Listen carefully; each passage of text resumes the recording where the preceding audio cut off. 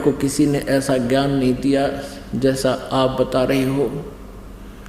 तो परमेश्वर ने कहा कि ये ज्ञान भी बताया जाता है लेकिन तुम नहीं मानते हो। अब तो तुम मान रहे हो, क्या नीचे इन बातों को मान लेते जो आज मैं कह रहा हूँ और मैं यही बताने के लिए जा रहा हूँ? तो वो कहते जी नहीं मानते हम, क्योंकि हमारे को ज्ञान ही उल्ट दे रखा है। तब परमात्मा ने कहा कि जब तुम जाए धरो जग देहा, जब तुम जाए जगत में धरो नर देहा, तब तुम करना मेरे इस सत शब्द स्नेहा।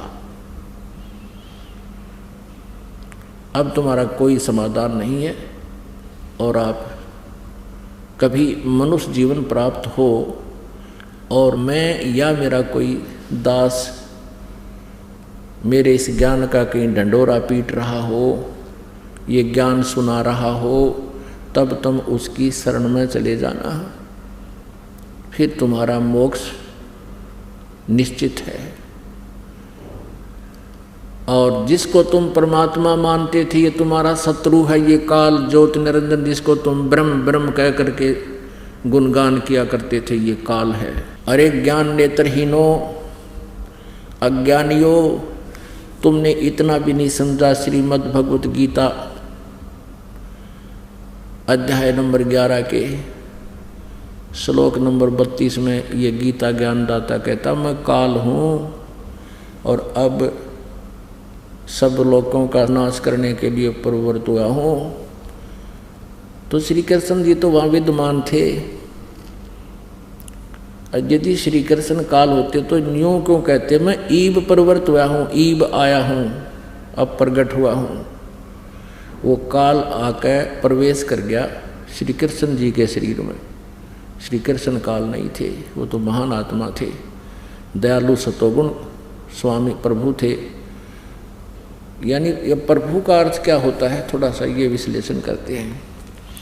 राम कहो, अल्लाह कहो, गॉड कहो, रब कहो, चाहे खुदा कहो, चाहे साहिब कहो।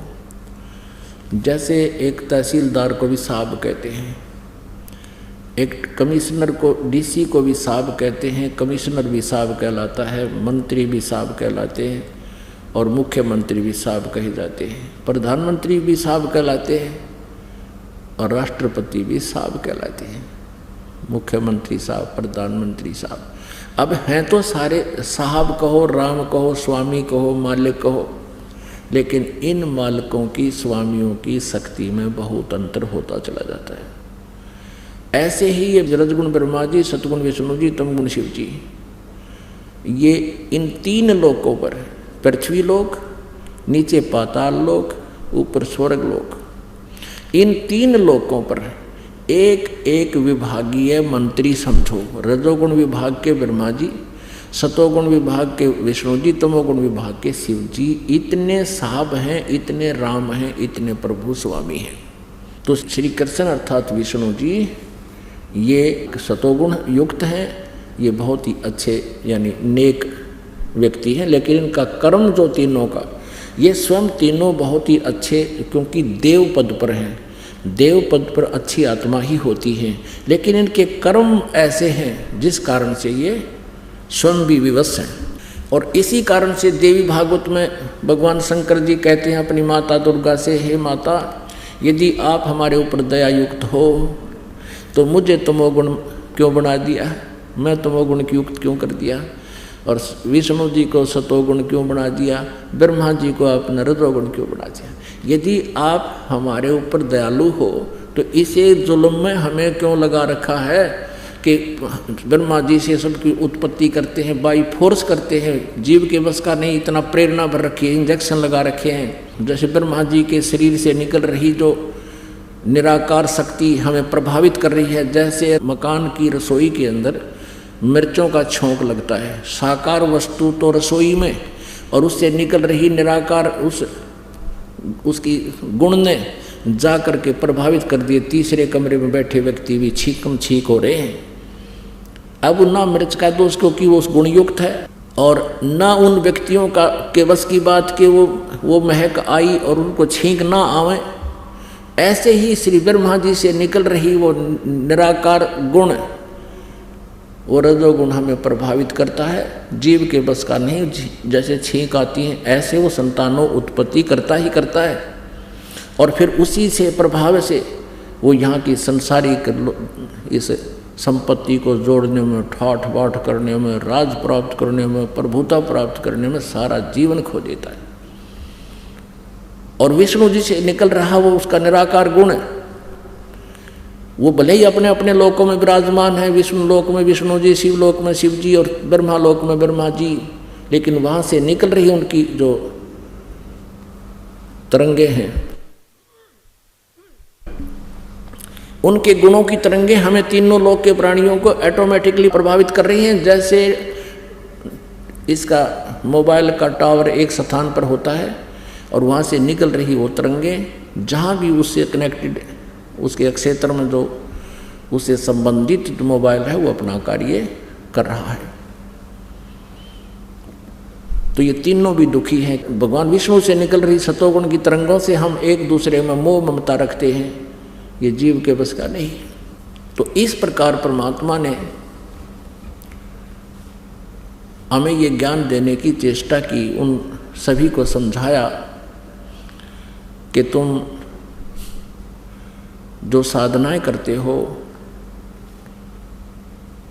ये तुम्हारी साधनाएं शास्त्र विरुद्ध होने से हानिकारक, इनसे कोई लाभ आपको नहीं होगा। तो पुण्यात्माओं, परमात्मा ने उनको सबको ये ज्ञान दिया, समझाने की चेष्टा की। तो तब तो वो सभी कह रहे हैं कि हे प्रभु हमें बचा लो, हमसे भूल बन गई। तो परमात्मा ने कहा कि जब तुम जाए धरो जग देहा, तब तुम करना मम सत शब्द स्नेहा। तो अब ये ज्ञान परमात्मा की दया से ये प्रकाशित हुआ है। तो उस समय परमात्मा ने कहा कि तुम जिसको निराकार बताते थे, जिसको तुम परमात्मा मानते हो, वो भगवान नहीं है, वो तुम्हारा शत्रु है, तुम्हारा काल है। और उसने अपने तीनों पुत्रों से, रजगुण ब्रह्मा जी उसका पुत्र है, तमगुण शिव जी उसका पुत्र है, सतगुण विष्णु उसका पुत्र है, इन तीनों पुत्रों से तुम्हारे को जन्म मृत्यु और संहार के इस झंझट में बाई फोर्स रखवा रखे है। इसको 1 लाख मानव शरीरधारी प्राणियों का आहार करना होता है, और तुम यहाँ बैठे हो 1 लाख यहाँ भूने जा रहे हो। अब मेरी कृपा से ये जलन तुम्हें महसूस नहीं हो रही।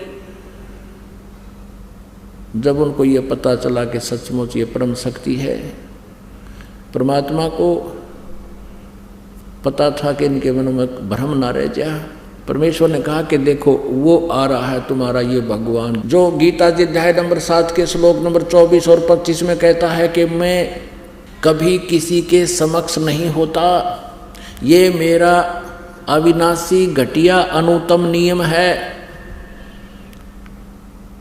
मैं कभी अपने वास्तविक रूप में किसी के सामने नहीं आता, और ये मूर्ख जन समुदाय मुझे व्यक्ति रूप में आया मानते हैं, मुझे कृष्ण मान रहे हैं। I am not Krishna. Krishna ji तो ये शब्द नहीं कह सकता कि मैं व्यक्ति रूप में नहीं हूँ, तो सामने व्यक्ति रूप में खड़े थे। वो काल कहता है, यो गीता ज्ञानदाता कहता मैं अपनी योग माया से छुपा रहता हूँ कि सबके समक्ष नहीं होता, और ये मूर्ख जन समुदाय मुझे ये मनुष्य मान रहे हैं, कृष्ण मान रहे हैं। तो वो ऐसे छुपा रहता है। अव्यक्त किसे कहते हैं? जैसे सूर्य के सामने बादल छा जाएं, सूर्य विद्यमान है लेकिन हमें दृष्टिगोचर नहीं हो रहा, वो अव्यक्त है, हमसे अव्यक्त है, प्रोक्ष है। ऐसे ही ये काल कहता मैं अपनी योग माया से छुपा रहता हूँ।